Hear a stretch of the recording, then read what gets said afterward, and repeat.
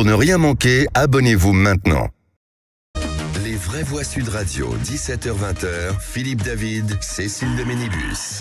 On est jeudi, un jour important, puisque ce soir, Philippe David, nous jouons à Lille. Nous jouons à Lille, France-Uruguay, France. l'équipe de France. Alors une équipe de France remaniée, mais on est sûr que ces petits bleus, avec le plus jeune joueur à porter le maillot de l'équipe de France en Coupe du Monde, Louis Bielbiarré, je pense qu'on va battre les Uruguayens. Écoutez, on verra. En attendant, on sera en direct. Moi, j'ai le moral. On sera en direct sur Sud Radio avec des commentateurs de fou. Haut niveau. Oui. Haut niveau, c'est bien. Le top mondial du commentaire de rugby, on peut le dire, en langue française. En langue française. Nos amis, il y a Alexandre Priam, il y a Daniel Herrero, on va pas tous les faire parce qu'ils sont tous excellents de toute façon. C'est la meilleure équipe. Tout le monde en parle. les voir jouer et commenter par l'Uruguay. D'ailleurs, le direct, c'est à partir de quelle heure? Ça commence à 19h30 sur Sud Radio. On lâchera l'antenne des vraies voix qui font rouler la France à 19h30, juste avant 19h30. Et après, c'est soirée intégrale rugby sur Sud Radio. Voilà, en tout cas, on est ravis de vous retrouver aujourd'hui avec nos éditorialistes du jour dans quelques instants et vous au 0826 300 300 avec le sommaire de cette émission. Et on va revenir sur cette interview explosive accordée à l'humanité. Fabien Roussel, le secrétaire national du Parti communiste français, n'a pas mâché ses mots. Face à la montée de l'inflation, il appelle les Français à investir les préfectures, les stations-service, les grandes surfaces. Un appel qui fait déjà des vagues dans l'opposition et chez LFI surtout. Ah oui, beaucoup crient au scandale. Certains disent que Fabien Roussel va beaucoup trop loin.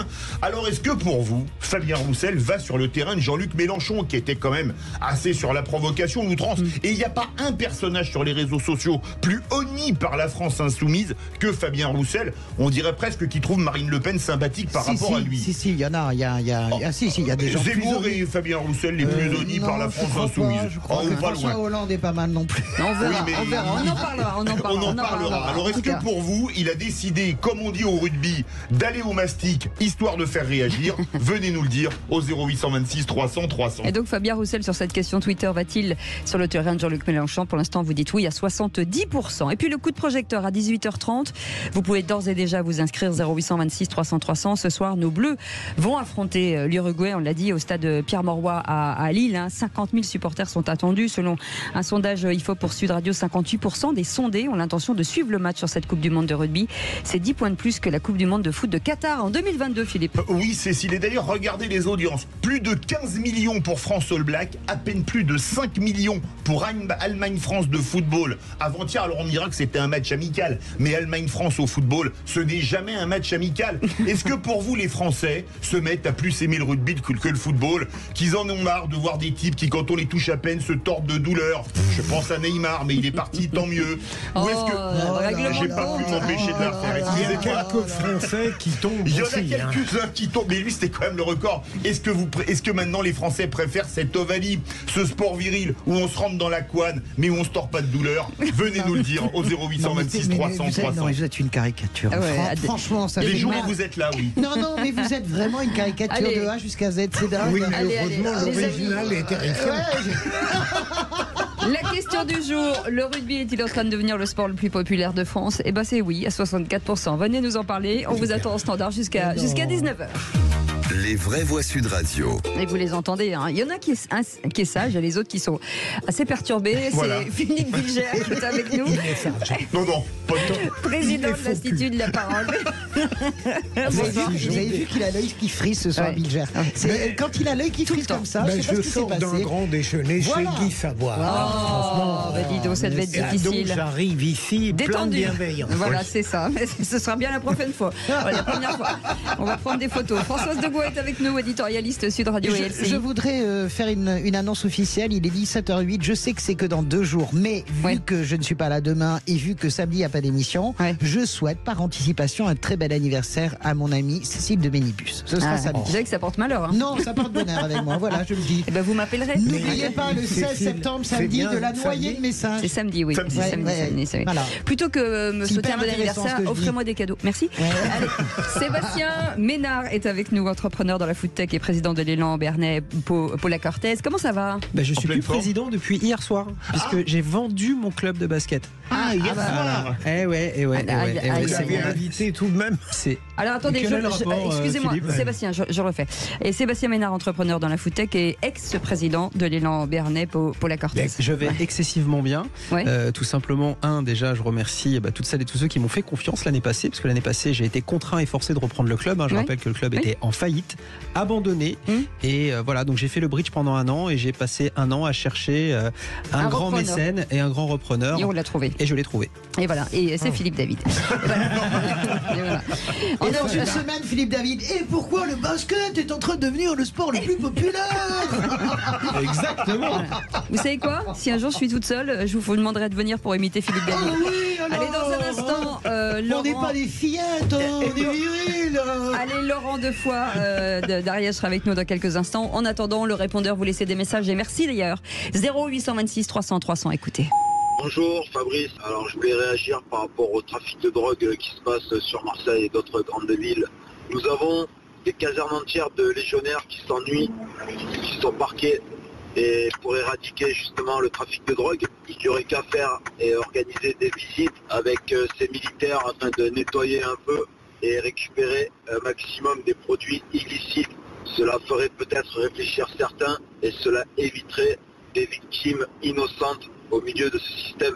À bon entendeur, merci, bonne journée, au revoir. Voilà, bonne journée après ça, Fabrice de l'Ardèche, merci beaucoup. Alors, on peut dire que c'est cash, Philippe Bilger. Aller chercher de la Légion étrangère pour les trafiquants de drogue. Mais Samia Ghali, qui est de gauche, voulait envoyer l'armée dans les quartiers en Marseille en 2016, il y a 7 ans. Ce serait radical, mais je ne sais pas si ce serait une bonne idée parce que ça créerait encore plus de tensions. Bah oui, vous imaginez l'armée, elle a le droit de tirer. Enfin, comment vous dire, l'armée, elle ne pratique pas le maintien de l'ordre. L'armée, moi, je pense que c'est complètement inimaginable. Mais bon, il faut des propositions. On sent bien le ras-le-bol des gens. Absolument. Sébastien, très court. Oui, le ras-le-bol des gens, il est partout. Il suffit de regarder un petit peu autour de nous. C'est vrai. 0826 300 300, Laurent qui nous appelle de Foix, dans l'Ariège. Bonjour Laurent. Bonsoir Laurent. Foix. Oui, bonjour. Comment ça va? Par rapport à ce que je viens d'entendre, vous voyez, pas bien du tout. Pas bien du tout, justement, par rapport à l'actualité actuelle. Allez. Enfin, l'actualité actuelle, oui, ça se dit pas trop, mais bon. Voilà. Mais disons, mon coup de gueule, c'est par rapport, vous voyez, ce que vous venez de passer. Effectivement, moi, je suis pour l'intervention de l'armée. Parce que je trouve qu'aujourd'hui, depuis une trentaine d'années, nos politiques tournent en rond. Il y a, au nom de l'électorat, le sacro-saint électoral, on n'intervient pas, on fait n'importe quoi. Résultat, ça s'est dégradé. Moi, j'ai la chance de vivre en Ariège, qui est une région relativement encore calme. Oui. Ça commence doucement. Mais j'ai grandi dans les quartiers nord de Marseille. Donc, je suis bien placé pour connaître le problème. Et je trouve que malheureusement nos politiques aujourd'hui sont devenus des lâches, des pleutres. Voilà, c'est du n'importe quoi, c'est de l'enfumage, ça parle beaucoup, ça fait pas grand-chose. Ça a réduit les effectifs de police depuis des années. Il n'y a plus de police de proximité dans les quartiers. Il n'y a plus de vie parce que dans les quartiers, contrairement à des rondies, il y a encore beaucoup de gens. La majorité des gens sont des gens très bien, qui ont envie de vivre paisiblement. Absolument. Et malheureusement, on a une minorité de racailles, de borriens, je ne dirais pas tous les mots parce que bon, ça pourrait choquer certaines personnes, mais disons que voilà. Et franchement, on a bien compris le propos. Voilà, quand je vois ce qui s'est passé hier, il y a 3 jours, la dame à Menton, agressée par un Angolais. C'était à Nice. Oui, c'était à Nice. Ouais. Oui, à Nice. Cette pauvre dame, voilà. Ouais, la jeune fille est tuée par une rafale de fusil d'assaut, et tous les jours. Enfin, et il n'y a pas de réaction. Alors oui, l'armée, ça serait radical peut-être, mais qu'est-ce que vous voulez faire aujourd'hui? La police ne peut plus rien faire. On ne peut plus revenir en arrière. On en reparlera. Laurent, vous êtes notre vraie voix invitée, donc vous aurez l'occasion de vous réexprimer. Merci en tout cas d'être avec nous dans un instant, la suite du programme. Et surtout, c'est comme ça que ça démarre. Le réquisitoire du procureur avec vous, Philippe Bilger, on parle de quoi? On dit que Duelval sait faire autre chose que voyager politiquement. Ah, très bien. Et puis il y aura les 3 mots dans l'actu de Félix Mathieu. Et puis vous pouvez d'ores et déjà vous inscrire à notre premier grand débat du jour, puisqu'on va revenir sur ce qu'a dit Fabien Roussel, le secrétaire national du PCF, qui n'a pas mâché ses mots, qui demande d'investir les préfectures, les stations-service et les grandes surfaces pour finalement mettre fin à l'inflation. Qu'en pensez-vous? 0826 300 300. On revient dans un instant. On vous souhaite la bienvenue. Les vraies voix Sud Radio, 17h-20h, Philippe David, Cécile de Ménibus. La bonne nouvelle, c'est que nous sommes encore là avec Philippe David. Bien que... Mais on est là. On est là jusqu'au bout. Ah oui. Et la deuxième bonne nouvelle, c'est que Philippe Bilger est avec nous. Bah oui, je sais, mon petit chat, mais ça va pas être facile. Françoise de Gois est avec nous, toujours aussi sympathique. Non, je parlais pas de vous, je parlais de... ce sport viril quand même. Oui, mais moi je suis solidaire. Merci, Cécile. Voilà, de Philippe Bilger. D'ailleurs, est-ce que vous avez vu, d'ailleurs, en parlant de solidarité et de sport viril, les magnifiques haka des joueuses sud-africaines? Mais je n'ai pas fini de faire le tour, Françoise de Gois. Sébastien Ménard est avec nous, entrepreneur dans la food tech et ex-président.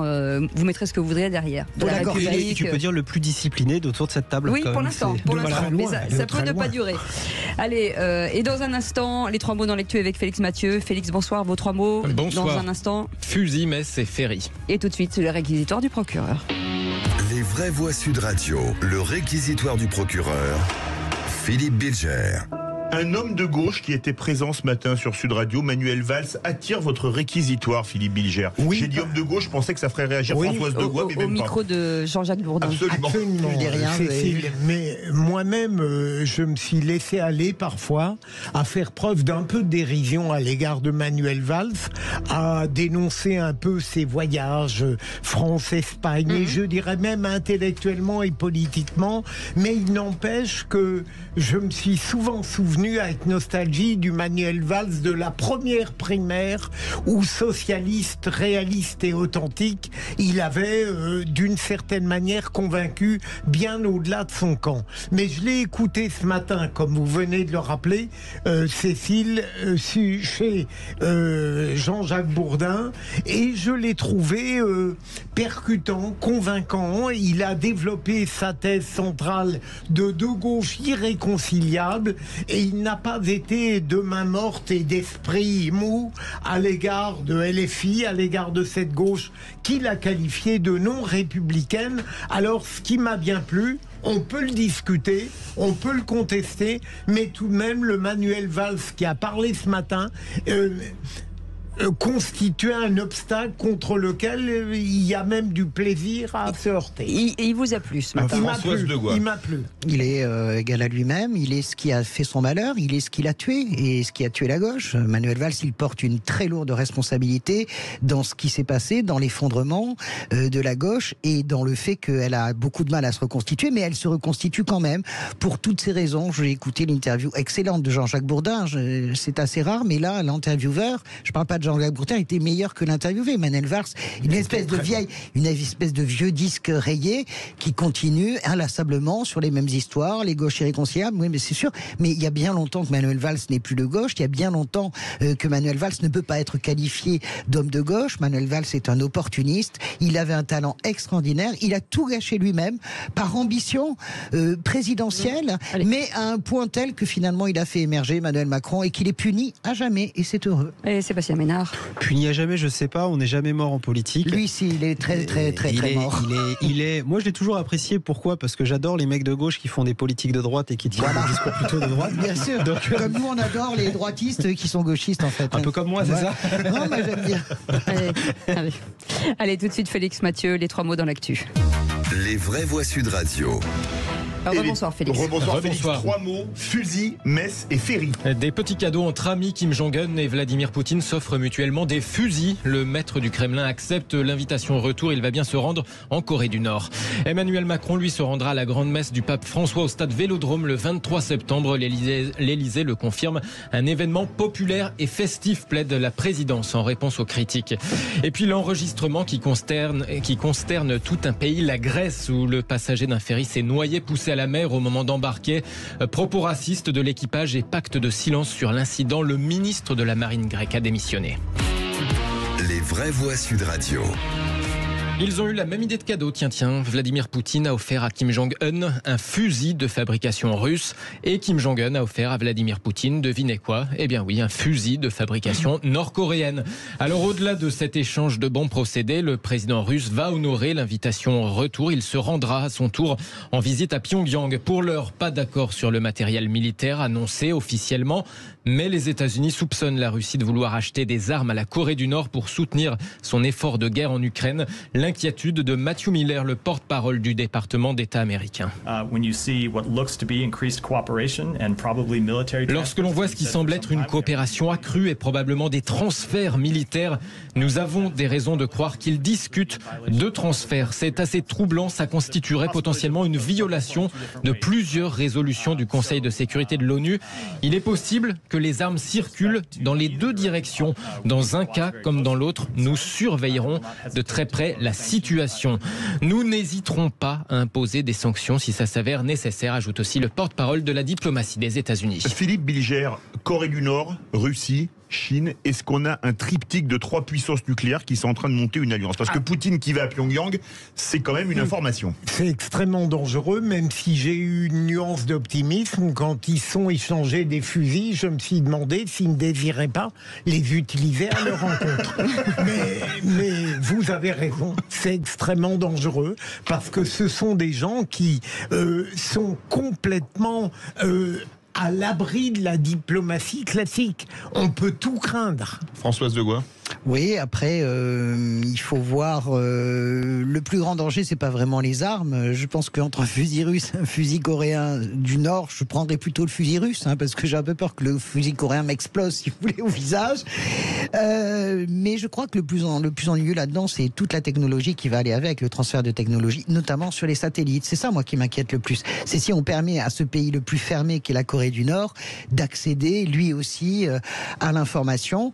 C'est inquiétant, mais pas plus que ce qui se développe depuis des mois et des mois. Il n'y a rien, il faut quand même pas non plus monter au rideau. Sébastien Ménard. Ouais, je suis un peu d'accord avec Françoise, parce qu'en fait, on pourrait craindre que quelque part, nous vivons une grosse période de désordre, et on pourrait craindre qu'effectivement un nouvel ordre se mette en place. Mais moi, j'ai plutôt le sentiment que de ce désordre naîtra un nouveau désordre, et que finalement, il ne va pas se passer grand-chose entre un certain nombre de dingues. Le vrai problème serait si la Chine véritablement passait accord définitivement avec la Russie. Tout à fait. La Corée restant tranquille. On verra la suite. En attendant, le deuxième mot, c'est messe. L'Élysée confirme donc la présence d'Emmanuel Macron à la grand-messe du pape François le 23 septembre prochain. Oui, Marseille vaut bien une messe, pour paraphraser Henri IV. Emmanuel Macron va bien se rendre au stade Vélodrome pour l'office célébré par le souverain pontife. L'Élysée confirme cette information du journal La Croix dans un communiqué. Ça sera un événement populaire et festif, plaide la présidence de la République en réponse aux critiques de certains élus de gauche sur le thème de l'atteinte à la laïcité. La séparation entre l'Église et l'État n'exclut absolument pas que la République entretienne des relations avec tous les cultes, plaide même l'entourage du chef de l'État, et de préciser tout de même que le président ne participera pas à l'Eucharistie, c'est-à-dire qu'il ne va pas communier, il sera privé d'hostie, Emmanuel Macron. Il a bien compris que ce n'était pas un match Marseille-Vatican. Il a bien compris que François n'était pas une rockstar et qu'il fallait être en photo à côté de lui. Allez, on y va. Troisième mot, ferry, avec cette scène qui suscite l'horreur et la consternation en Grèce. Les images sont d'une cruauté inouïe. Le passager d'un ferry arrive sur la passerelle d'embarcation juste avant le départ sur le port du Pirée. On voit alors un membre de l'équipage le repousser. Il refuse visiblement de croire qu'il est muni d'un billet. Tandis que le ferry pour la Crète s'éloigne du quai, le membre de l'équipage continue à le repousser physiquement, tant et si bien que l'homme âgé de 36 ans finit par tomber à la mer et il se noie dans les minutes qui suivent, ballotté par les remous du ferry sans que personne ne lui vienne en secours. La scène a entraîné la démission du ministre grec de la marine marchande, mais aussi du patron du groupe auquel appartient le ferry. Et pour aggraver encore le cas des membres d'équipage, un enregistrement a fuité de leur conversation révélée par le journal britannique The Guardian, par une télé grecque également. On y apprend qu'un membre de l'équipage a justifié sa décision de repousser ce passager en expliquant, je cite, « Je croyais qu'il n'avait pas de billet, que c'était un Noir ou un Pakistanais ». On les entend ensuite, ces membres de l'équipage, se mettre d'accord pour garder le silence sur l'incident. Alors aujourd'hui, les ferries grecs sont restés à quai, le syndicat des marins décrétant une grève en forme d'hommage finalement à ce passager poussé à l'eau. Et ces gens sont fous. On peut se moquer des Grecs, mais quel parfait exemple de responsabilité politique. Le ministre, il est parti. C'est fou. République de 14 millions d'habitants. Voilà. On est incapable de faire ça en France. On a un ministre de la Justice mis en examen. On a une liste incroyable. Eh ben non. Tout le monde reste là, tranquillement, accroché. Le ministre de la Marine s'en va. Je suis d'accord avec Philippe. Eh ben, vous restez avec nous dans quelques instants. Merci beaucoup Félix Mathieu. Merci, on vous retrouvera tout à l'heure. On va revenir sur cette interview explosive accordée à l'humanité. Fabien Roussel, le secrétaire national du PCF, n'a pas mâché ses mots, vous l'avez entendu peut-être, où il appelle les Français à investir les préfectures, les stations d'essence ou les grandes surfaces.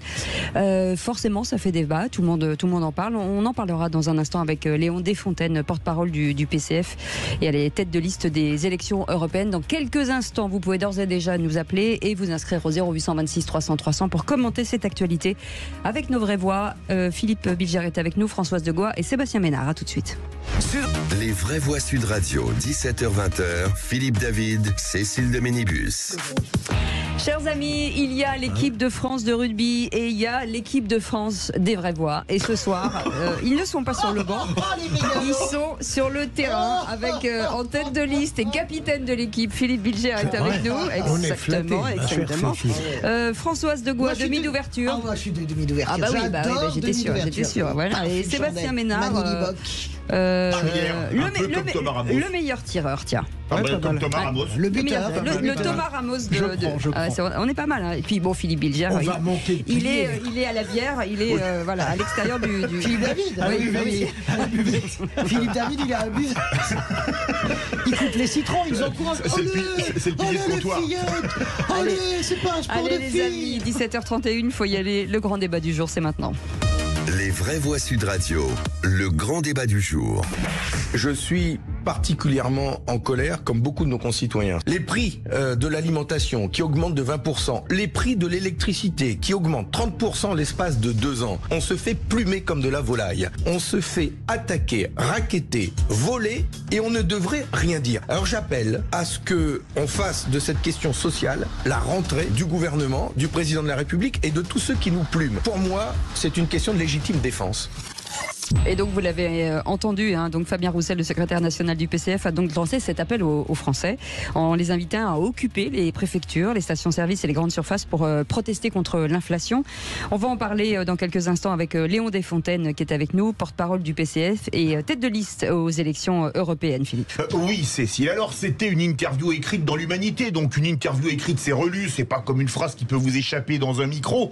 Alors est-ce que finalement il n'a pas fait du Sarkozy? Sarkozy avait dit, si mes électeurs veulent du gros rouge qui tâche, je vais leur donner du gros rouge qui tâche. Et là, Fabien Roussel, il s'est dit, je vais peut-être prendre Mélenchon par sa gauche et je vais mettre les pieds dans le plat. Alors, est-ce que pour vous, Fabien Roussel va sur le terrain de Jean-Luc Mélenchon? Est-ce que pour vous, il a raison? Est-ce que pour vous, il a tort? Est-ce que ça peut être porteur? Dans tous les cas de figure, un seul numéro de téléphone, le 0826 300 300. Et donc, à cette question sur notre compte Twitter, est-ce qu'il va sur le terrain de Jean-Luc Mélenchon? Pour l'instant, vous dites oui à 68%. Et donc, je vous le disais, Léon Desfontaines est avec nous, porte-parole du PCF. Merci d'être avec nous. Bonsoir. Petit tour de table, d'abord, de nos vraies voix. Philippe, votre analyse, Philippe Bilger. Rapide, comme j'ai eu la chance d'écouter, de questionner Léon Desfontaines, il ne s'étonnera pas qu'à nouveau je tombe dans une analyse psychologique plus que politique. Est-ce que, non mais très vite, est-ce qu'au fond, le problème de Fabien Roussel n'est pas... Il est double, me semble-t-il. D'abord, il constate que ce qui fait son succès, c'est sa personnalité, son empathie, mais que ça n'entraîne personne vers le programme communiste.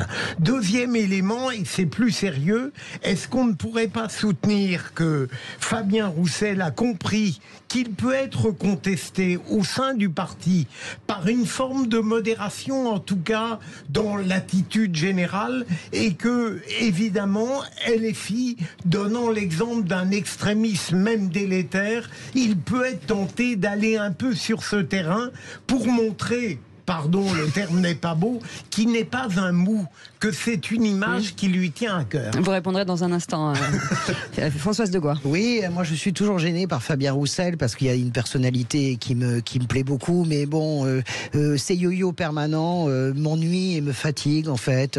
Je me démarque de la NUPES, finalement je suis encore plus rouge que Jean-Luc Mélenchon. On va bien voir ce que son appel fait. Moi je suis pas du tout, aussi sûrement que j'ai critiqué pourtant, je suis vraiment quelqu'un de gauche, mais j'ai vraiment critiqué l'attitude de LFI, par exemple, sur les émeutes. Je pense qu'il fallait les condamner. Aussi, sûrement, je suis pour la puissance du mouvement social. Autant, j'ai le sentiment quand même que Fabien Roussel, qui a une vraie mécanique politique, se perd dans des gadgets. Aller prendre les préfectures, c'est aller donc prendre Versailles, c'est complètement ridicule, personne ne fera ça. Et c'est comme le barbecue, c'est comme prendre le contre-pied absolument de ce que fait la NUPES. C'est dommage, parce que sa belle intelligence, pour moi, se perd dans la culture du buzz, probablement de la notoriété. Mais la notoriété, ça ne fait pas l'intention de vote. Et la vérité, c'est que même s'il est bon en notoriété, en intention de vote, évidemment, ça reste très bas. C'est ça. Sébastien Ménard. Alors moi, je pense que le bon sens de ses propos est inversement proportionnel à la puissance électorale qui est la sienne. Je m'explique. Moi, je suis pas certain qu'il aille sur le terrain de Jean-Luc Mélenchon. Je pense qu'il est, et très clairement, je ne suis pas soutien du PCF, je ne suis pas soutien de Fabien Roussel. Je dis simplement que il est sur le terrain de la quotidienneté des Françaises et des Français. Il est complètement là-dedans. Il faut être fou pour ne pas comprendre que là où vous, moi, tout le monde, avec 150 ou 200 euros, vous remplissiez un caddie le week-end plein. Aujourd'hui, il faut 350 ou 400 euros pour faire ses courses. Et tout le monde ne mange pas de l'entrecôte, de la côte de bœuf, etc. Ça, il a raison de mettre les pieds dans le plat. Et moi, évidemment, je déplore qu'un certain nombre de... tout le monde les pieds dans le plat, je suis d'accord, mais à un moment donné, tout le monde dit que ça, mais le problème, on le règle pas. Moi, j'ai des propres copains au gouvernement qui disent ouais, mais on améliore, on rend du pouvoir d'achat, etc., etc. La réalité, c'est que tout est de plus en plus cher, que seul un certain nombre de happy few, et on en fait partie, ne connaissent pas les réalités de ce que vivent les Françaises et les Français. La vie est dure, et que ça soit Fabien Roussel qui le dise, tant mieux. Ça serait bien que ça soit l'ensemble de la classe politique qui, de manière très œcuménique, pense un peu à la quotidienneté des Françaises et des Français et au panier de la ménagère. Et je suis d'accord avec ça. Et le panier des étudiants, ou des paniers des étudiants, 54% des étudiants. Des Français. Léon Desfontaines, porte-parole du PCF et tête de liste aux élections européennes. Est-ce que finalement les préfectures, c'est le Capitole de Fabien Roussel ? Non, je pense que ça n'a rien à voir, et je pense que Fabien Roussel s'est démarqué quand même sur la posture en tant que républicain. Nous, ce qu'on dit, c'est que on a joué le jeu. On a joué le jeu. Investir, quand même, on a fait des propositions. Ça fait 1 an qu'on fait des propositions sur les questions de pouvoir d'achat, notamment avec des propositions concrètes, l'indexation des salaires sur l'inflation, le blocage des prix, la diminution des taxes sur les carburants, etc. On a participé au grand brainstorming organisé par Emmanuel Macron à Saint-Denis. Et aujourd'hui, ce qu'on constate, c'est que le gouvernement est inactif sur le sujet. Et donc aujourd'hui, on monte d'un cran, oui. On va jouer en effet sur des terrains. On a mordu la ligne, je l'accepte volontiers, pour justement faire émerger cette question sociale dans l'actualité. Oui, que mordu, parce que la réalité, c'est que le débat médiatique était saturé depuis 2 semaines sur des sujets qui sont très éloignés des réalités des Françaises et des Français. La question de l'abaya, la question des violences policières, etc. La réalité aujourd'hui des Français, le quotidien des Français aujourd'hui, c'est comment je vais faire le plein de ma bagnole, comment je vais pouvoir remplir le caddie des courses, comment je vais devoir pouvoir payer la licence de foot de mon gamin, ou de rugby, en l'occurrence, en pleine période de Coupe du Monde. Je le tiens à le souligner sur Sud Radio en plus. La licence de rugby pour mon gamin, c'est ça les questions que les Françaises et les Français se posent. Et la classe politique, ils attendent des politiques qui puissent agir, qui puissent y mettre des mots. Et bien là, moi, je suis ravi qu'enfin, grâce à Fabien Roussel, on est capable de mettre des propositions. Maintenant, la balle, elle est dans le camp du gouvernement. Nous, on ne souhaite pas qu'il y ait des prises, qu'il y ait des occupations de préfecture, qu'il y ait un investissement dans les supermarchés, etc. Mais ce qu'on sent, c'est qu'aujourd'hui, on ne le souhaite pas. Mais la balle est dans le camp du gouvernement, et on le voit d'ailleurs depuis que Fabien Roussel a annoncé ce matin, justement, a fait cette annonce dans l'Humanité, puis a été reprise ce matin chez vos confrères de France Info, que les positions sont en train de bouger. On avait annoncé une hausse de 10 à 20% des factures d'électricité au 1er janvier. Bruno Le Maire a rétropédalé en disant il n'y aura pas de hausse d'électricité. C'est un début, et bien on va continuer. Vous pensez qu'il a juste chevauché la ligne continue, qu'il l'a franchie, comme l'a dit Cécile de Ménibus? On vous attend au 0826 300 300. Léon, tout de même, je rejoins Françoise. Ce problème, on en parle depuis longtemps. On est très conscient des difficultés de la France au quotidien. Mais est-ce que il n'est pas surprenant de voir Fabien Roussel user d'une forme qui ne lui était pas habituelle tout de même? Non. Non, mais je pense pas. Enfin, l'actualité invite à des réactions fortes de la part des responsables politiques, y compris Fabien Roussel. Il est élu d'une circonscription, il est interpellé par ses électeurs, justement, sur ces questions de pouvoir d'achat, qu'il interpelle en disant, mais que font les politiques ? Eh bien, nous, on a besoin d'agir fortement, de montrer des actes forts, justement, en destination de ces électeurs-là, de l'ensemble des Françaises et Français qui, aujourd'hui, peinent à joindre les deux bouts et qui voient une classe politique, finalement, très déconnectée de leur réalité. Eh bien, Fabien Roussel est le candidat le plus... le responsable politique le plus en phase avec la réalité. On l'a eu, Léon Desfontaines. Moi, ce que j'adore, c'est complètement orwellien. Les communistes, vous retombez toujours dans votre... C'est Fabien Roussel, non mais moi je rêve, qui se bat pour le pouvoir d'achat. Mais enfin, vous plaisantez ou quoi? C'est la NUPES depuis un an, Jean-Luc Mélenchon en tête, le PS en continu, les propositions. Qu'est-ce que vous me racontez? C'est Fabien Roussel qui fait les propositions. Non, c'est excusez-moi, mais la NUPES depuis 2 semaines, le débat c'est la bagarre, laïcité, 23 septembre, les manifs policières, soyez assez aimable d'arrêter de raconter n'importe quoi. Excusez-moi, c'est la vérité, c'est des faits. Je vous le dis gentiment, sur 15 jours, honnêtement, franchement, la rentrée politique, vous savez très bien que la question sociale, elle est devant, elle est mise par la gauche en permanence. Vos amis socialistes, ça devrait être vos amis, proposent maintenant absolument qu'on revienne... le PC est sur une gauche aussi. Mais oui, mais c'est le problème de Fabien Roussel, c'est qu'à force de vouloir se démarquer, parce qu'il est un nain dans cette NUPES, c'est 2-3%, à force de vouloir se démarquer, on fait n'importe quoi. On devrait être unis, rentrer au combat. Vous dites, il faut lancer la lutte sociale. La lutte sociale, les Français l'ont lancée, ils l'ont menée pendant des mois sur les retraites. Mais François, ils ont peut-être pas envie d'être unis derrière Jean-Luc Mélenchon. Mais c'est pas derrière Jean-Luc Mélenchon ou derrière le PS, c'est pas le problème. Je veux bien que tout le monde joue sa musique, mais c'est dans 4 ans la présidentielle. Allez, 0826 300 Et de toute façon, vous ferez pas 5% aux européennes. Allez, Françoise, on part à Foix. Que vous allez nous mettre les foies. Voilà. Il est peut-être une fois dans la ville de Foix. Laurent, qu'est-ce que vous en pensez alors des propos de Fabien Roussel? Il se mélenchonise ou pas? Non, pour moi non. Ouais. Pour moi non, c'est comme l'a dit il y a un instant, pardonnez-moi, j'ai oublié le nom. Laurent Desfontaines. Léon Desfontaines. Je sais pas. C'est de votre deuxième prénom, Léon, Laurent.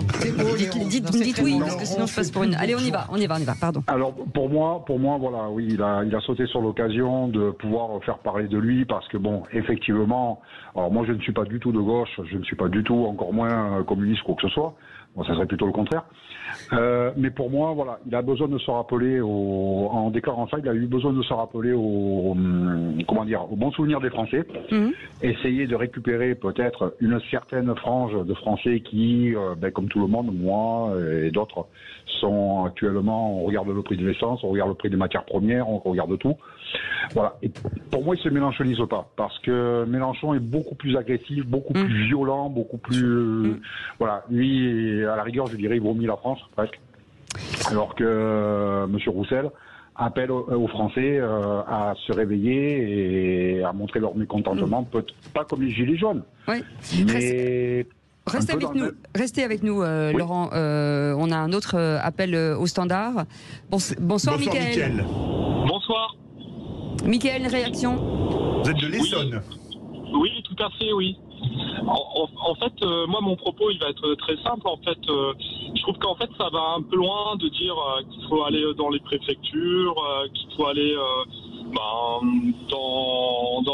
là où les gens travaillent, c'est-à-dire dans les centres commerciaux, où il y a aussi des gens qui travaillent pour manifester son mécontentement, parce que pour moi, en fait, ce qui est souverain, c'est le vote. Et en fait, c'est par le vote qu'on fait bouger les choses. C'est pas en... Restez avec nous, Mickaël. Sébastien Ménard qui voulait réagir. Bougez pas, Mickaël. Bougez pas, Mickaël, oui. Oui, moi je pense, contrairement à ce que tu dis, Françoise, moi je pense que très clairement, et c'est pas un copain, encore une fois, que Fabien Roussel est dans son rôle que de parler du pouvoir d'achat des Françaises, de la quotidienneté des Françaises et des Français. Et honnêtement, c'est tout à son honneur aussi de sortir la gauche et la gauche de la gauche des effectivement sempiternels sujets sur les violences policières, sur la problématique de la laïcité, etc., etc. Donc moi je trouve qu'il est dans son rôle. Je l'ai trouvé même plutôt bon. Après, de là à effectivement se mobiliser. Non, mais je voterai. Non, mais moi, je ne voterai évidemment jamais pour lui. D'être un leader de gauche adoré par la droite. Enfin, c'est dramatique. Il est une figure républicaine de la vie politique française. Moi, je m'honore d'avoir des opposants politiques qui s'intéressent respectueusement à la quotidienneté des Français. Sans outrance aucune. Et c'est moi qui défends Fabien Roussel sur ce plateau. C'est toujours la droite qui défend Fabien Roussel. Quand on entend ça, de dire, et nous on l'entend autour de nous, des gens de droite, de dire, moi je pourrais voter pour Fabien Roussel. J'ai pas dit ça. Non, c'est ce que vous avez dit. Je dis que ce que moi j'entends autour de moi. En tout cas, deux choses sur. Est-ce que vous n'avez pas peur qu'ils déçoivent de faire ça? Moi, je pense qu'au contraire, il est en train de construire justement un rapport de force, ce qui lui permettra justement de renouveler. Le discours à gauche, 2, de permettre justement de réémerger à gauche. Et 2 choses juste sur ce sujet-là. Il y a eu des sondages qui sont parus cet été, c'est la personnalité préférée à gauche. Oui. Et d'ailleurs, quand on regarde les enquêtes d'opinion, c'est avant tout l'électorat de gauche qui apprécie Fabien Roussel. Non, pas sur le deuxièmement, regardez, justement, j'ai pas été sondé. Deuxième chose. Bien sûr qu'il va falloir aller chercher les gens de droite. Enfin, c'est quoi cette histoire ? En fait, il va falloir être majoritaire. Moi, je ne m'adresse pas qu'aux 25% qui ont voté à gauche à l'élection, aux élections législatives. Je m'adresse aussi aux électeurs de droite. D'ailleurs, moi, j'ai une famille d'agriculteurs. La plupart ont voté à droite. Je les ai vus un peu après l'élection présidentielle. Ils me disent, le discours de Fabien Roussel, nous, on est attachés à la valeur travail, il nous fait nous interroger sur nos votes et nos idéaux.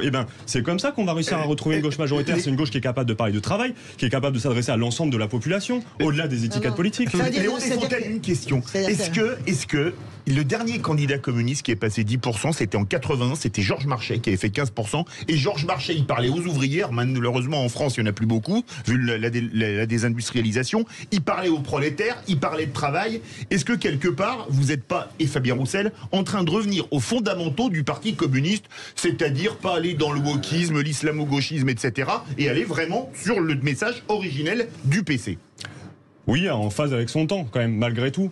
Mais oui, la question du travail est structurante dans notre discours politique, parce qu'il est structurant dans la grande majorité du peuple de France. Et donc, quand on se parle du travail comme élément justement structurant de la vie politique, de notre projet politique, de notre programme, comme vecteur justement d'émancipation et de permettre et d'épanouissement, oui, on revient à des fondamentaux, mais je dirais plus largement de la gauche, de ce que devrait être la gauche. La gauche, Philippe Bilger. Est-ce qu'il n'y a pas, bizarrement, moi je suis un anticommuniste, ça n'est pas une surprise, mais j'ai l'impression, quand j'entends Fabien Roussel et que j'appréhende le fond qu'il développe, que dans son communisme, il y a quelque chose, et d'heureusement très conservateur. C'est-à-dire qu'il vient, comme l'a dit Philippe, à des fondamentaux. J'ai l'impression qu'il n'y a plus derrière cette idéologie de lutte des classes, de guerre civile.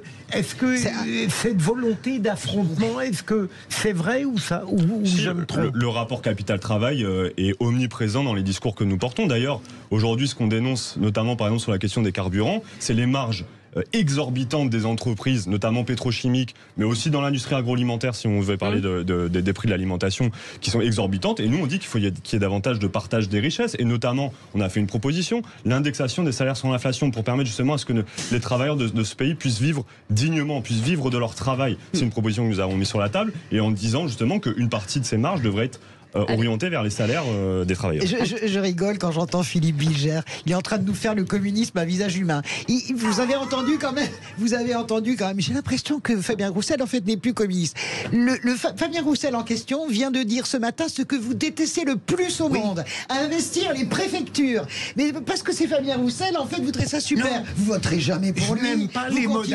Vous continuerez la promotion inlassable d'un personnage. Mais il aime pas les wokistes. Il aime pas tout ça. Mais en quoi la gauche a perdu? En quoi les wokistes? Moi, je suis de gauche, je suis pas woke, j'en ai rien à fiche. Et puis, tu les défends pourtant. Mais non, mais bien sûr que je les défends.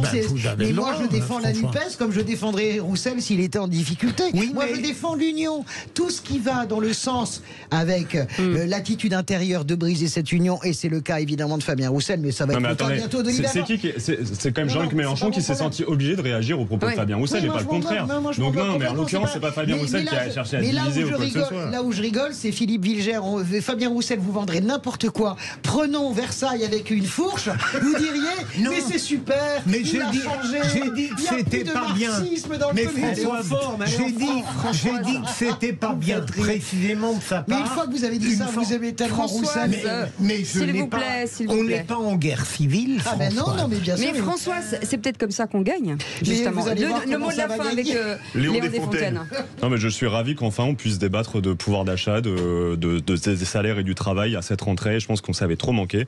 Et du coup, la fête de l'UMA sera lancée sur les meilleurs auspices pour parler de ces sujets-là. Et donc, si je vous ai bien compris tout à l'heure, il est donc candidat, puisque vous. Oui, mais bien sûr qu'il est candidat. Je le suis en tout cas. Voilà. Aux prochaines européennes. Merci beaucoup, Léon Desfontaines, d'avoir été avec nous, porte-parole du PCF et tête de liste aux élections européennes. Vous restez avec nous, hein. Vous avez l'habitude de jouer au qui c'est qui l'a dit. Et on vous garde. Allez, vous restez là avec Philippe Bilger, mais les autres aussi, avec Françoise Degois et avec Sébastien Ménard. Bienvenue. On est ensemble jusqu'à 19h. Les vraies voix sont dissipées aujourd'hui. Philippe Bilger est dissipé. Françoise Degois et Sébastien Ménard. Ménard, c'est le premier de la classe. Hein. Sébastien Ménard, le patron de la Foodtech. Oui, vous parlez du Grand Prix littéraire, c'est vrai, mais vous parlez quand même. Voilà. Regardez la tête qu'ils font, ils sont trop mignons, ils boudent. On va se corriger. Et nous avons gardé Léon Desfontaines avec nous pour jouer au quiz de l'actu. Les vraies voix Sud Radio, le quiz de l'actu. Et Laurent est avec nous 2 fois. Laurent, vous connaissez le principe de ce jeu. C'est vous qui répondez en premier. Et ensuite, si vous n'avez pas la bonne réponse, ce sont les vraies voix qui prennent le relais. Vous êtes prêts ? Je suis prêt. Allez, c'est une question qui l'a dit. Durant la journée parlementaire de ce mercredi, François Bayrou m'a prévenu, c'est le pire job de la République, mais je suis ravi d'être avec vous. Qui a dit cette phrase ? Aucune. Je bloque. Dites un truc, Laurent. Sinon, ils ne peuvent pas répondre. De quoi vous parlez ? Lors de leur journée parlementaire ce mercredi, cette personne a dit « François Bayrou m'a prévenu, c'est le pire job de la République, mais je suis ravi d'être avec vous. » On a le droit de parler, là ? C'est Elisabeth Borne ? Non, c'est un homme. Bruno Le Maire ? Non. Le pire job de la République ? Macron ? Non, absolument pas. C'est bien Darmanin ? Non. Il n'est pas ministre. Non. Pas ministre. C'est le pire job de la République. Le pire job, c'est dire Cap de Matignon. Mais... Moi, je suis d'accord. C'est pas le job, comme on dit, que fait Bayrou. C'est Sylvain Maillard. Sylvain Maillard. Président de groupe. Deuxième question du qui c'est qui l'a dit. Vous êtes prêts, Laurent, 2 fois. On doit pouvoir discuter sans être hémiplégique à droite et à gauche.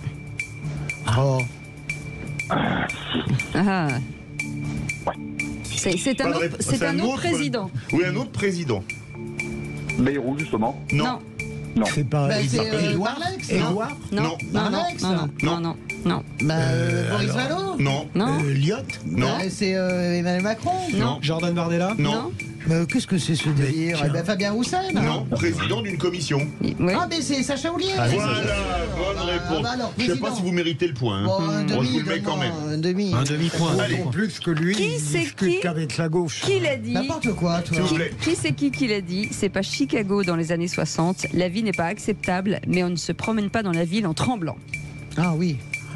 Laurent, vous qui avez vécu à Marseille. Bardella, non, c'est pas lui. C'est un maire. C'est Benoît Payan. Oui, bonne réponse de Françoise Degois. Absolument. Qui c'est qui l'a dit ? Édouard Philippe, c'est la continuation du macronisme, évidemment. Ça doit être... Laurent. Vous avez dit quoi, Laurent ? Ouais, j'ai entendu, mais... Dites quelque chose. Je bloque. Je dirais... Fabien Roussel. Non. Olivier Marleix. Non. C'est pas Bardella ou Marine Le C'est un Pen. patron de région. Non. Patron de Il est pas loin de Léon Desfontaines. Bonne réponse de Léon Desfontaines. Il est bon, Xavier Bertrand. Allez, la dernière question. Et après, on y va. Qui c'est qui l'a dit ? Le syndicat de la magistrature n'est pas la justice. Je sais. Ça doit être... Non, c'est Dupond-Moretti. Bonne réponse de Laurent. Enfin, une bonne... Et donc, la dernière, toute dernière. Allez, parce que là, c'est moi qui gagne. Allez, une toute dernière. Qui c'est qui l'a dit au sujet de l'arrivée de migrants à Lampedusa ? Il faut les renvoyer vers les ports d'origine. Bardella. Non. Éric Zemmour. Non. Marion Maréchal. Marion Maréchal. Bonne réponse de Léon Desfontaines. Et ben voilà. On est à égalité. 2-2, oui. La gauche triomphale. Comme c'est à côté de Excusez-moi. Léon, j'ai droit à 2 points. Vous avez perdu, Philippe, comme moi. Supériorité de la gauche. Les Excusez-moi. amis, vous restez avec nous dans quelques instants. Dans 10 minutes, le tour de table de l'actu avec nos vraies voix. Philippe David, on parle de quoi dans le tour du table? Philippe Bilger. Philippe Bilger, pardon.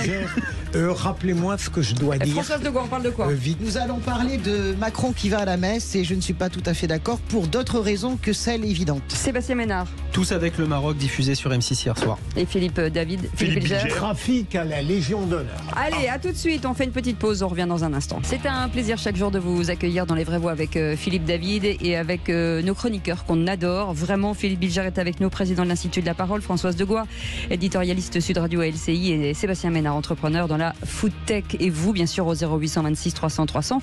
Et d'ailleurs, on parlait rugby il y a quelques instants, Philippe, dans 3 heures. Le match France-Uruguay. Et on se demande si finalement le rugby n'est pas en train de devenir le sport le plus populaire de France. Pour l'instant, vous dites oui à 60%. Oui, et d'ailleurs, la plus grosse audience de 2023, c'est France All Black de vendredi dernier. Plus de 15 millions de téléspectateurs. On vous laisse imaginer une finale contre les Blacks, les Box ou les Irlandais. Là, à mon avis, on exploserait les 22 ou 23 ou 24 ou 25 millions. Alors venez réagir. Dites-nous votre amour du rugby ou du football au 0826 300 300. Et je vous rappelle qu'on sera en direct forcément à partir de 19h30 pour ce match ce soir à Lille. Allez, tout de suite le top clic de Félix, pardon. Les vraies voix Sud Radio, c'est le top clic. Et parmi les sujets, Philippe? Oui, les plus discutés ce soir sur Twitter, on trouve les noms Lampedusa et Mélanie. L'île italienne de Lampedusa où ont débarqué 7000 migrants ces derniers jours, ces dernières heures. Suite à quoi Marion Maréchal annonce se rendre sur place ce soir. La tête de liste du parti d'Éric Zemmour aux élections européennes affirme vouloir soutenir les Italiens par ce déplacement. Ce sont ses mots. Reconquête revendique son soutien à la chef du gouvernement italien, Giorgia Meloni. Éric Zemmour, lui, repartage des images de cette arrivée de migrants, en affirmant, je le cite, qu'un continent se déverse dans un autre. Ce sont les mots d'Éric Zemmour sur les réseaux sociaux et il n'est pas le seul à droite à tweeter sur ce sujet. Loin s'en faut, Éric Ciotti n'est pas en reste. 6000 migrants viennent de débarquer en Europe. Demain, ils seront aux portes de la France, écrit le patron d'LR. Je demande au président de la République d'engager des moyens civils et militaires sans précédent pour protéger nos frontières, ajoute Éric Ciotti. La petite île située entre la Sicile et la Tunisie fait face depuis plusieurs jours à cet afflux de bateaux de migrants en provenance d'Afrique du Nord. 7000 personnes, le centre d'accueil de l'île, construit pour accueillir moins de 400 personnes, est donc débordé avec des hommes, des femmes, des enfants obligés de dormir dehors sur des lits de fortune en plastique, la plupart même enveloppés dans des couvertures de survie. Philippe Bilger, est-ce que c'est pas on disait que Mélanie c'était limite pire que tout, est-ce que c'est pas un fiasco pour Mélanie? Elle a été élue sur une politique anti-immigration quand on voit ce qui se passe. Ça démontre que les promesses, où que ce soit, ne comptent plus lorsque la réalité est là. On promet des choses qu'on ne peut pas tenir et où parfois qu'on sait ne pas pouvoir tenir, mais on les fait tout de même. Oui, on vit dans un monde avec un droit international, un droit maritime international. Vous avez l'obligation d'accueillir, vous êtes le premier port, il n'y a rien de neuf sous le soleil. Lampedusa, ça fait des années que ça dure. Moi, je connais bien cette île, je connais bien l'Italie, mais j'ai été à Lampedusa. Marion Maréchal nous refait le coup de sa tante. Je vous rappelle que Marine Le Pen, il y a 5 ans, était allée claironner à Lampedusa son soutien aux Italiens. Les Italiens n'ont pas besoin du soutien de Marion Maréchal Le Pen. Les Italiens, ils ont besoin que l'Europe les soutienne. Et Giorgia Meloni, évidemment, ne pouvait pas être une barrière anti-migration. Et commençons à nous habituer, parce que les migrations de la misère vont être remplacées par les migrations climatiques. Je redis, c'est très impressionnant. On a peu de temps. 5000, c'est très impressionnant, mais la réalité, nous sommes un continent de 500 millions. Allez. Donc ces images sont très impressionnantes, mais il faut prendre du recul. En fait, le problème humain démarre de l'autre côté de la Méditerranée. Et la problématique, c'est que on gère ces flux humains avec humanité. En tout cas, on ne peut pas faire autrement quand on parle, surtout a fortiori, quand on parle de femmes et d'enfants. Et on en vient à ce triste anniversaire. Il y a un an, on apprenait qu'une jeune femme était entre la vie et la mort en Iran, Félix. Mahsa Amini, 21 ans, arrêtée par la police des mœurs qui lui reprochait de mal porter son voile dans la rue à Téhéran. 2 jours plus tard, on apprenait la mort de la jeune femme, terrible dénouement qui allait lancer un mouvement de révolte. Des manifestations en Iran puis dans le monde entier, des Iraniennes qui enlèvent, voire qui brûlent leur voile en public avec ce slogan « Femme, vie et liberté ». Ces dernières semaines, la police des mœurs, qui s'était faite un peu discrète à l'époque, a fait son retour dans les rues de Téhéran pour contrôler le port du voile. Oui, et comment expliquer le silence actuel quand on se souvient qu'il y a un an, le monde entier apprenait le nom de Mahsa Amini, jeune kurde iranienne qui avait été arrêtée la veille et était tombée dans le coma après avoir été tabassée par la police des mœurs. Son crime, comme vous l'avez dit, avoir laissé dépasser quelques cheveux de son voile. La pauvre, elle est décédée 2 jours plus tard, le 16 septembre. Malgré les dénégations du régime qui affirma, preuve que la thèse disant que plus un mensonge est gros, plus il passe facilement, qu'elle était décédée d'une maladie du cerveau opérée quand elle avait 8 ans, les Iraniennes et les Iraniens, vous l'avez entendu, sont descendus dans les rues. Depuis, la répression n'a pas cessé avec son triptyque d'exécution, de viol et de torture.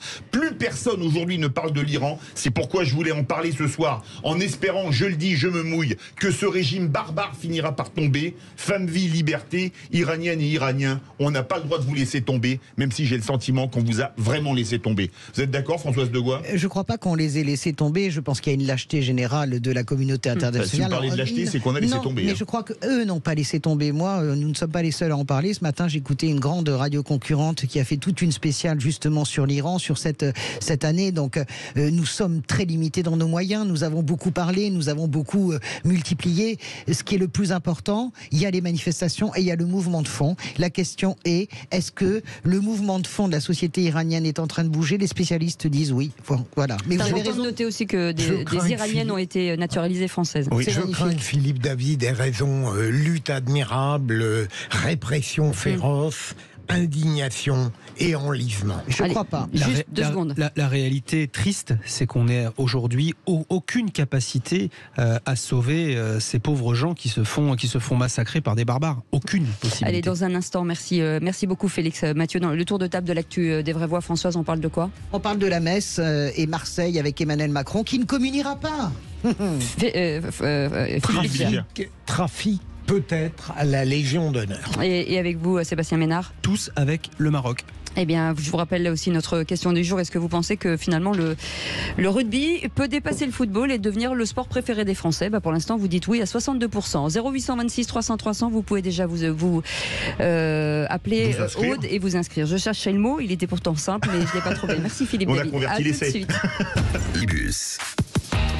Bienvenue sur Sud Radio, on est ravis de vous accueillir comme tous les jours avec Philippe Bilger qui est avec nous. Ça va mon Philippe ? Très bien. Vous êtes heureux ? Mais j'essaye d'être discipliné. Mais vous êtes formidable. Ce bouton là. Voilà, ce fameux bouton. Et puis ils sont d'une élégance, vous trouvez pas ? Ils sont chemise, cravate, magnifique, c'est 3 pièces. C'est assez intéressant de voir que Philippe Bilger découvre au bout de 10 ans de radio un bouton rouge. Oui. Le bouton rouge qui sert à allumer, à éteindre le micro, c'est dingue. Mais elle est vache, Françoise. Je suis naïf devant la modernité. Mais on vous passe tout. De toute façon, on vous passe tout. Mais Philippe a une qualité, c'est qu'il est toujours émerveillé. Il est pas comme vous, François. Oui, et reconnaissez que je n'ai jamais Mais François, reconnaissez que je n'ai jamais prétendu être irréprochable sur le plan technique. Absolument. Sur les autres plans, oui. Et Sébastien Ménard est avec nous, patron de la Food Tech. Et vous, au 0826 300 300, vous souhaite la bienvenue. Tout de suite, le coup de projecteur des vraies voix. Non. Regardez les actualités régionales. Tour à tour, finaux. On pourrait faire des choses. On discute jamais business à table. Je crois qu'on a vu le tour du sujet. Il me demande mon avis sur l'actualité. Je lui donne. Le tour de table de l'actualité. Oui, j'ai dit une bêtise, c'est le tour de table, mais c'est pas la dernière, c'est pas la première.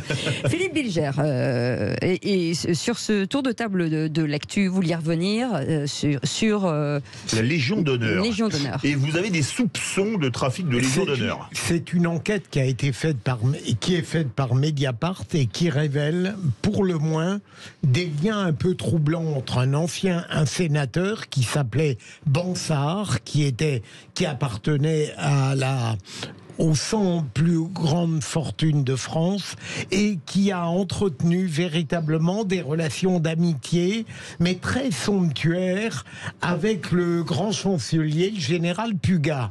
Et il est très intéressant de voir que le général Pugat a été traité de manière royale, systématiquement, par ce sénateur et sa famille, et que, en définitive, il y a des légions d'honneur qui ont été accordées accordées, dont certaines peuvent apparaître un peu étranges, même si des gens qui ne méritaient pas de l'avoir l'ont eu, j'en suis le meilleur exemple. Mais plus sérieusement, Mediapart a pris la peine d'indiquer qu'ils ne mettent pas en cause l'ensemble des légions d'honneur qui ont été octroyées quand le sénateur Bansard les a demandées, mais qui sont étonnés de voir qu'il y a un grand nombre de légions d'honneur qui est accordé dans cette zone dont le sénateur Bansard a été le centre. Oui. Donc le général Puga, bon... On les peut-être donné un peu à tout le monde, Françoise malheureusement. de Gois, on n'a plus d'argent, donnons-leur des médailles. C'est en disant ça que Napoléon a créé la Légion d'honneur. Je sais très bien, mais il l'a créé avec un état d'esprit particulier. Oui. Elle est un peu pour dévoyée. des services éminents, civils ou militaires rendus à la nation. Donc elle est déjà un peu dévoyée. Elle est un peu dévoyée. J'essaie d'euphémiser un petit peu parce qu'on ne peut pas détruire toutes nos vaches sacrées, mais voilà, la Légion d'honneur, c'est aussi une vache sacrée, c'est une spécificité française, elle a un sens, et ce sens s'est perdu depuis longtemps. Donc je n'ai pas lu cette enquête, mais elle ne m'étonne pas, ça ne m'étonne pas. Comme c'est quand c'est dévoyé de A jusqu'à Z, en fait. Sébastien Ménard. Mais c'est vrai que, enfin, on a le sentiment que Mediapart découvre ce qui se passe dans les coulisses de la République. Je rappelle quand même, moi qui ai été, comme vous, Françoise, au sein de différents cabinets ministériels, moi j'ai eu la chefferie. La chefferie, c'est le chef de cabinet qui instruit ce qu'on appelle les mémoires en proposition. Donc on nous propose des candidats et on doit rédiger un mémoire. Bon, c'est vrai que parfois c'est très lyrique. C'est très tiré par les cheveux. Et puis effectivement, il y a l'intervention d'un préfet, l'intervention d'un maire, l'intervention d'un parlementaire pour convaincre la commission. Attention, la commission au sein de la grande chancellerie de la Légion d'honneur, qui est souveraine. Alors évidemment, si le grand chancelier, qui est l'une des plus hautes autorités de la Légion d'honneur après le président de la République, décide de pousser effectivement telle ou telle présentation et de mémoire en proposition, effectivement, ça peut aboutir à des nominations parfois discutables, mais globalement, honnêtement, ça reste quand même un ordre premier dont la France peut être particulièrement fière. Je voudrais vous dire puisqu'on parle de cette vie des cabinets, il ne faut pas minorer le poids que ça représente pour les gens qui la reçoivent. Je parle également du poireau, le fameux poireau, le mérite agricole. Nous, on en a distribué dans le monde entier. Et évidemment, c'est quand même un grand honneur pour les gens qui le reçoivent. Absolument. Sébastien Ménard, puisque vous aviez la parole sur le concert solidaire pour le Maroc. Oui, hier j'étais très heureux de participer à ce concert, donc sur une chaîne privée, M6 pour le citer, Tous avec le Maroc, qui a permis de mettre en lumière cette générosité. Pourquoi je parle du Maroc ? Parce que le Maroc, j'y ai vécu, parce que le Maroc, vous y avez probablement tous séjourné. C'est l'une des destinations touristiques préférées des Français. C'est plusieurs millions de Français qui chaque année viennent se divertir, sont accueillis par un peuple extrêmement généreux, extrêmement pauvre aussi. Il faut le souligner. Et c'est la raison. Très ouvert. Oui, tout à fait. Et c'est la raison pour laquelle, indépendamment des querelles diplomatiques, etc., qui n'ont ni queue ni tête, j'encourage l'ensemble des amis, des amoureux du Maroc à aider le peuple marocain, parce que dans des zones qu'on imaginait épargnées de tout, autour de Marrakech, la fameuse vallée de l'Ourika, etc. Quand vous voyez des espèces de châteaux de cartes totalement détruits, on est à plus de 3000 morts. Je pense qu'il y en a probablement autant de disparus dans un amas de terre, de boue, de détritus. Voilà, il faut aider le Maroc, il faut aimer le Maroc et il faudra surtout retourner au Maroc. Françoise de Gois. Oui, on est tous solidaires. Et puis il y a un vrai... Oui, je l'ai dit avant-hier, mais il y a un vrai enjeu aussi avec les binationaux. Il y a 700 000 personnes, Français, qui sont franco-marocains. C'est un grand pays qui montre aussi sa limite en termes d'infrastructure. On sait à quel point Agadir a été un traumatisme total pour les Marocains. Ils ont réussi à refaire jaillir une ville assez exceptionnelle, Agadir. Eh bien, ils vont se reconstruire. Je les salue, ils m'ont vraiment impressionné, moi aussi. Vous restez avec nous, on revient dans quelques instants. Françoise de Gois, votre tour de table de l'actu, on parle de quoi tout à l'heure ? Emmanuel Macron à Marseille pour la messe. In Spiritus Sanctus et Spiri Sancti et Spiri. Amen. Allez, à tout de suite. On fait une petite pause. Merci, c'est les vraies voix jusqu'à 19h. Bienvenue, en tout cas, si vous venez de nous rejoindre avec Philippe Bilger, avec Sébastien Ménard, qui est patron de la Food Tech, et puis Françoise de Gois. On était sur les tours de table de l'actu des vraies voix. Et on va revenir avec vous, Françoise, justement sur Emmanuel Macron qui a prévu finalement de se rendre, en tout cas finalement, la décision est définitive, à la messe géante du pape à Marseille. Oui, et je ne suis pas du tout d'accord avec cette idée de se rendre à la messe géante du pape, parce que ça envoie un message plus qu'ambigu. Vous ne pouvez pas être un président de la République qui, depuis 2 jours, fait toutes les sorties scolaires en expliquant qu'il faut chasser la baya, et vous retrouvez, même si vous ne communiez pas, parce que j'apprends que la dernière nouveauté, c'est qu'il ne communiera pas, hein, heureusement d'ailleurs pour nous, vous retrouvez à une messe avec la personnalité la plus puissante, et le pape, nous avons eu la chance de le rencontrer, oui. Cécile, vous et moi, oui. C'est une personnalité, déjà ce pape-là, c'est une personnalité hors norme, mais en plus de ça, c'est un chef d'État à part entière. Je suis heurtée parce que je trouve pas que ça met à mal la laïcité, j'entends. Non, ça écorche et ça écorne l'idée de laïcité. Je suis toujours très gênée d'avoir un président de la République qui est obligé de courir toujours après ce qui brille et après ce qui fait. Il faut vraiment expliquer à Emmanuel Macron que c'est pas un concert au stade Vélodrome. C'est le pape. On parle de choses profondes. On parle. Moi, je suis absolument d'accord pour la spiritualité.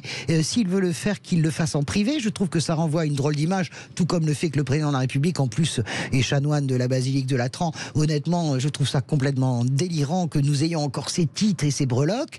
Et dernier point, pour casser un peu la figure à toutes les mauvaises langues, c'est vrai que depuis des mois et des semaines et des années, l'Élysée demande une visite officielle du pape du Vatican, une visite d'État.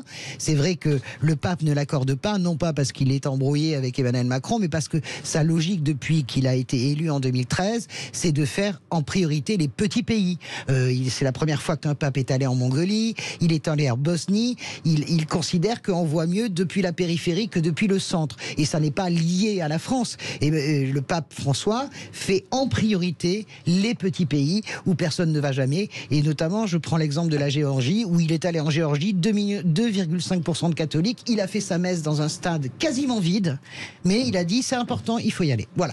Donc je suis assez choqué encore une fois par en plus ce goût de tout ce qui brille d'Emmanuel Macron, ça me gêne profondément. Philippe Gilbert. En écoutant l'explication que vous avez donnée tout à l'heure de la présence d'Emmanuel Macron donnée par ses soins, j'avoue que je comprends sa participation. Et je ne crois pas, Françoise, que sur ce plan, on puisse lui reprocher une appétence pour la lumière, objectivement. Non, je ne crois pas que ce soit l'équivalent. Alors je vous pose la question, pourquoi est-ce qu'il ne fait pas laissez-le finir. Pourquoi il ne fait pas Kippour? Si on suit les explications d'Emmanuel Macron, pourquoi il ne va pas à la grande synagogue des Victoires pour finir Kippour? Attendez. Pour une raison très simple, c'est que il ne s'agit pas là d'une participation à un office religieux, c'est quelque chose qui relève un peu de la conception napoléonienne de la religion. Lui, il peut croire, je ne sais pas s'il croit, Emmanuel Macron, mais je peux comprendre que compte tenu de l'événement, il participe à quelque chose qui n'est pas relié directement à une cérémonie religieuse. Mais c'est une cérémonie, c'est une messe, Philippe. Écoutez, mais sérieusement. Oui, mais c'est quelque chose qui renvoie à l'histoire. Mais je ne suis pas d'accord. Mais il pouvait très bien rencontrer le pape dans un autre contexte. Il pouvait très bien faire une rencontre avec le pape. Ça n'est pas vrai. Ça ne tient pas debout ce que vous dites. Je crois, François. Non, ça ne tient pas debout. Il va célébrer une messe. Donc, moi, je pense que ça tient. Désolé, Françoise, que ça tient parfaitement debout, mon très cher Philippe. C'est que le président, il a tout à fait raison d'aller quelque part visiter le pape qui va officier, que ce soit d'ailleurs une cérémonie religieuse ou toute autre chose. Mais je suis désolé, on a l'une des personnalités les plus influentes, les plus charismatiques du monde qui vient en France. Voilà, qu'on soit croyant ou pas. Il n'a pas été à Strasbourg. Il n'a pas été voir le pape à Strasbourg quand il est venu à Strasbourg. Qu'est-ce que vous racontez? S'il a raté Strasbourg, il a raison d'aller à Marseille. Il était au Vatican il y a un an à peine. Mais ça n'a aucun sens. Ce n'est pas le même sujet. Mais c'est exactement le même sujet. C'est une actualité anodine. Ce n'est pas une actualité. Quelle est la différence? On a aujourd'hui le commandeur des croyants catholiques qui se déplace en France. Voilà. S'il a raté Strasbourg pour des raisons qui m'échappent, il a raison d'aller à Marseille. Moi, je pense que ça ne tient absolument pas debout ce que vous racontez. S'il veut voir le pape, il va le voir au Vatican. Le pape peut venir en visite d'État. Mais vous avez dit, Françoise, quelque chose de très sensé. La stratégie diplomatique, politique du pape est de considérer d'abord la périphérie avant de considérer les grandes puissances. Mais c'est ce que vous venez de dire. Mais quel rapport avec Emmanuel Macron? Vous êtes en train de m'expliquer que c'est un événement laïque, le pape qui donne une messe au stade Vélodrome? Mais vous êtes complètement délirants tous les deux. C'est un événement. Non mais sérieusement, mais arrêtez de fumer tous les deux. Mais ça n'est pas ce qu'on a dit. C'est un événement historique, non? C'est un pape qui donne une messe dans le stade Vélodrome. Arrêtez. Mais c'est pas neutre. Mais donc c'est pas neuf. Donc c'est pas normal que le président de la République nous fasse des discours la semaine dernière sur la Baïa et sur la laïcité. Ben d'accord. Et après, écoutez la messe du pape. Écoutez. Mais moi je veux bien. Alors finissez à Kippour, faites la rupture du jeûne des Ramadans. Allez donc fêter la fête du Bouddha. Allez jusqu'au bout. Allez, on y va. Ce ne sont pas les racines de la France. Allez, on y va, Françoise. Françoise, s'il vous plaît, vous restez avec nous dans quelques instants. Elle est toute rouge. On parlera du rugby, s'il vous plaît, Françoise. On parlera du rugby dans quelques instants. Et aussi étonnant que ça puisse paraître, Jean Garrigue sera avec nous, historien, président du comité d'histoire parlementaire, par ailleurs fan de rugby et fils d'international militaire de rugby. Bonsoir Jean Garrigue. Bonsoir Jean. Bonsoir. Bienvenue sur Sud Radio. Une petite question, est-ce que finalement affronter l'Uruguay au rugby, c'est pas plus facile que l'Uruguay au foot? Écoutez, ne soyons pas si méprisants. C'est un pays de 3 millions d'habitants, c'est un petit pays. Alors c'est vrai qu'en plus en football, leur victoire à la Coupe du Monde remonte aux années 1930. Donc voilà, il est normal qu'on soit plus fort qu'eux dans ces grands sports collectifs que sont le football et le rugby. Il n'y a pas lieu d'en tirer gloire. Enfin, vive Cavani quand même. Allez, on en parle dans quelques instants. 0826 300 300, vous les commentez. Est-ce que finalement le rugby devient le sport le plus intéressant pour les Français? On en parle tout de suite. Les vraies voix Sud Radio, 17h-20h, Philippe David, Cécile de Ménibus. Merci de votre fidélité avec Philippe Bilger aujourd'hui, Françoise Degois et Sébastien Ménard, patron de la Foodtech, et puis qui a travaillé en politique aussi, c'est important de le dire, qui s'y connaît quand même pas mal. Et vous, 0826 300 300, et alors c'est le coup de projecteur des vraies voix. Les vraies voix Sud Radio, le coup de projecteur des vraies voix. Et donc ce soir, nos Bleus affronteront l'Uruguay au stade Pierre-Mauroy à Lille, avec 50 000 quand même supporters attendus. Et selon un sondage IFOP pour Sud Radio, 58% des sondés ont l'intention de suivre les matchs de cette Coupe du Monde de rugby, Philippe. Oui, Cécile, les audiences télé sont excellentes. La plus grosse audience, France All Black. Plus de 15 millions de téléspectateurs. Et tiens, Lille, c'est pas franchement une terre de rugby. Il n'y a jamais eu un club de top niveau à Lille. Et le stade est plein. Et demain, les Bleus iraient jouer à Brest, à Strasbourg, partout. Le stade serait plein. Est-ce que pour vous, le rugby est en train de devenir le sport le plus populaire de France à la place du football, comme l'était le cyclisme il y a 40 ou 50 ans? Venez nous le dire au 0826 300 300. Et pour l'instant, vous les dites oui à 59%. Et Nicolas nous dit, ça envoie du spectacle, de la bonne ambiance, de la tradition. Que demande le peuple? J'espère que, en tout cas, ça va le devenir. Avec nous pour en parler, Jean Garrigue, historien et président du comité d'histoire parlementaire, par ailleurs fan de rugby et fils d'international militaire de rugby et auteur du livre Élysée contre Matignon, publié chez Talandier. Bonsoir Jean Garrigue, merci d'être avec nous. À cette question, Philippe Bilger, quand on voit effectivement l'engouement d'année en année du rugby, on se dit que finalement, à un moment donné, il pourra se hisser, pour plein de raisons, à la tête un jour des sports préférés des Français. J'en suis persuadé et je suis heureux pour une fois que Jean Garrigue ait l'opportunité de parler d'autre chose que des présidents de la République. mais plus sérieusement, moi j'ai toujours pensé, et très modestement, que le monde de rugby était infiniment plus sympathique que le monde du foot. Aussi bien sur le terrain qu'en dehors, dans le comportement des joueurs, dans la nature du public. Il y a un hebdomadaire aujourd'hui qui a titré sa couverture « La France Rugby ».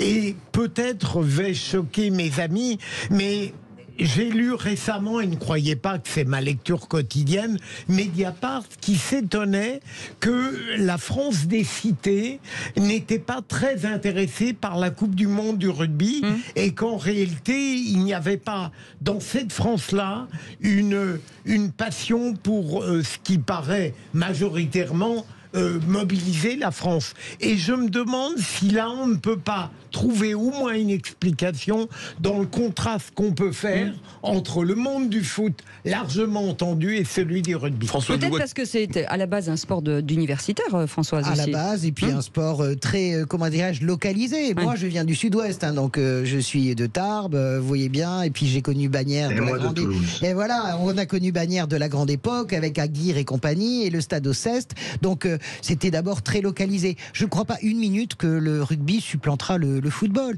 Vous avez une finale de Coupe du Monde avec l'équipe de France et l'Argentine en décembre 2022. Vous avez 25 millions de téléspectateurs. Donc si on regarde les audiences, c'est énorme ce que fait le rugby. Moi, mon sentiment, c'est que les deux peuvent absolument cohabiter. Mais le football est tellement planétaire. La finale de la Coupe du Monde, qui l'a regardé ? 1,8 milliard de personnes sur la planète. Donc je crois pas. Moi je suis pas en train de dire le rugby est plus sympa que le foot. Ça m'intéresse absolument pas. Les deux sports sont sublimes et voilà. Sébastien Ménard. Moi je suis évidemment en soutien de cette culture rugby, puisque nous on a la chance, en tout cas dans un périmètre, puisque je suis élu de Biarritz, et on a donc le fameux Biarritz Olympique, le BO, on a l'Aviron Bayonnais, avec les copains bayonnais que je salue, et avec les fonctions qui ont été les miennes pendant de longs mois, on a la section paloise à Pau. Avec un champion du monde qui arrive pour la saison. Autant dire, vous êtes cerné. Autant dire que niveau rugby, on est plutôt bien servi. La réalité, c'est que il y a une culture rugby dans nos territoires.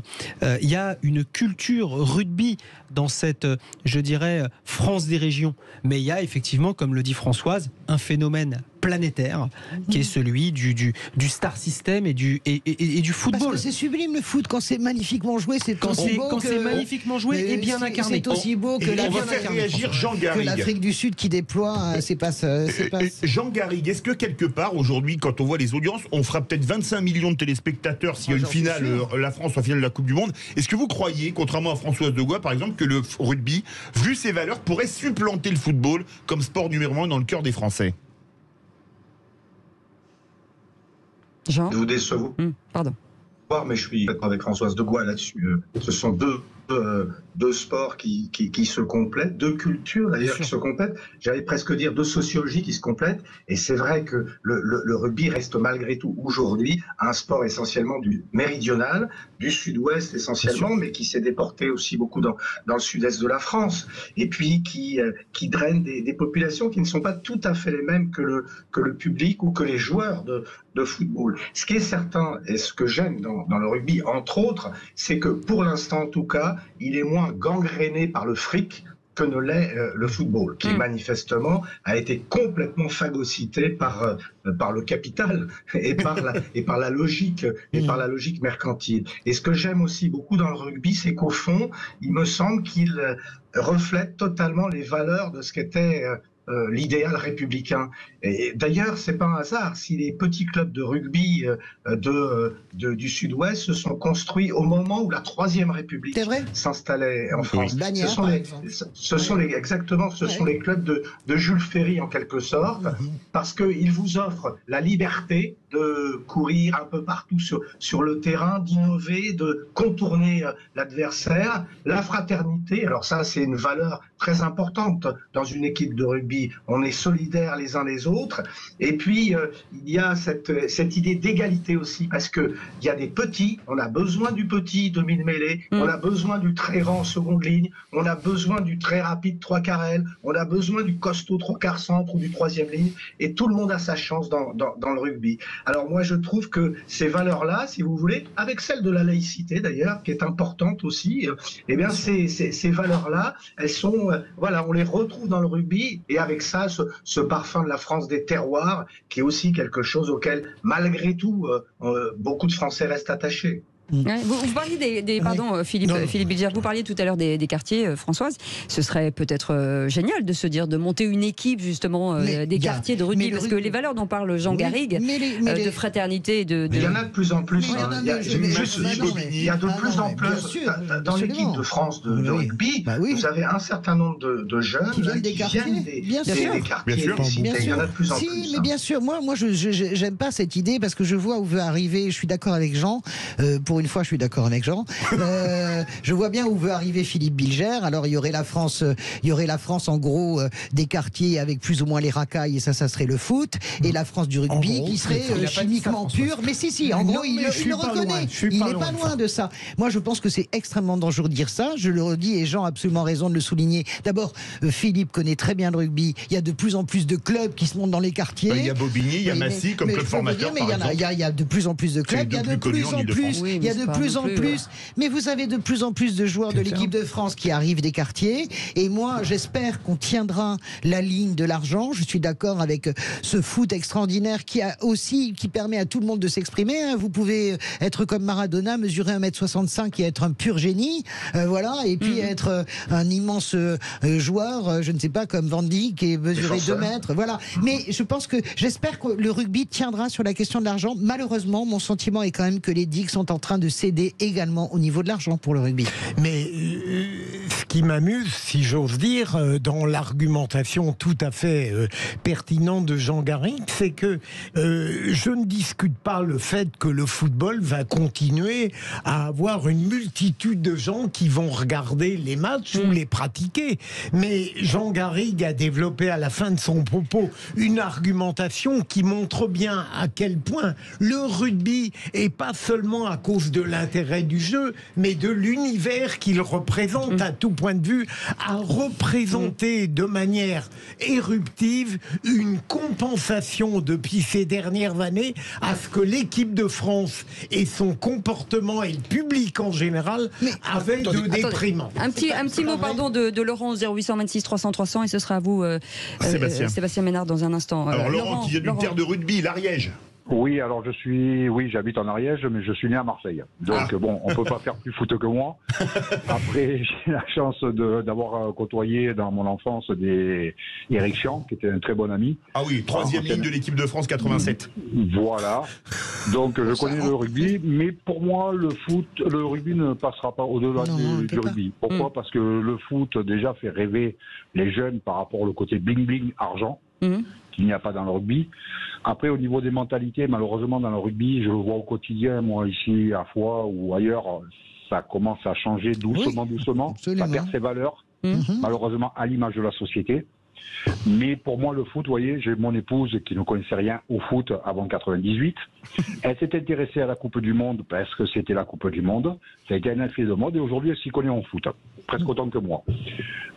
Pour moi, la Coupe du Monde de rugby est un effet de mode. Si la France va loin, il y aura une augmentation de licenciés dans les clubs, ce qui est évident comme lors de la victoire de l'équipe de France de handball. Oui. Mais pour moi, non. Malheureusement, le foot véhicule beaucoup trop d'images bling-bling qui fait rêver les gosses. Et qui est beaucoup plus médiatisé que le football en plus. On va faire réagir Sébastien Ménard et le mot de la fin très court à Jean Garrigue. Je suis évidemment pas d'accord du tout avec notre auditeur parce que je crois moi que nos territoires, nos terroirs portent des valeurs, en tout cas des valeurs qui durent, des valeurs qui rassemblent, des valeurs qui font du bien versus des valeurs bling bling qui nous divisent, notamment celle du football. Il n'en demeure pas moins que le foot est plus fort et plus costaud médiatiquement parlant. Mais dans les moindres petits bled, on a regardé la Coupe du Monde en décembre 2022. Qu'est-ce que vous racontez là ? Vous êtes on a le droit de défendre des valeurs qui sont celles de nos territoires, qui sont celles de notre terroir et qui quelque part sont incarnées, en tout cas sur le terrain, parfaitement par les joueurs de rugby. Merci beaucoup, merci Jean Garrigue, historien et président du comité d'histoire parlementaire et par ailleurs aussi auteur du livre Élysée contre Matignon publié chez Talendier. Merci beaucoup d'avoir été avec nous. Merci mille fois Philippe Bilger, merci mille fois Françoise Degois, merci mille fois Sébastien Ménard. Et dans un instant, on va vous parler automobile. Nous serons avec le directeur général de Sixt, Jean-François Doyen, et nous serons aussi avec une belle entreprise qui s'appelle Mechanicus. Vous aimez les voitures passion ? C'est tout de suite. Allez les bleus, Allez les bleus.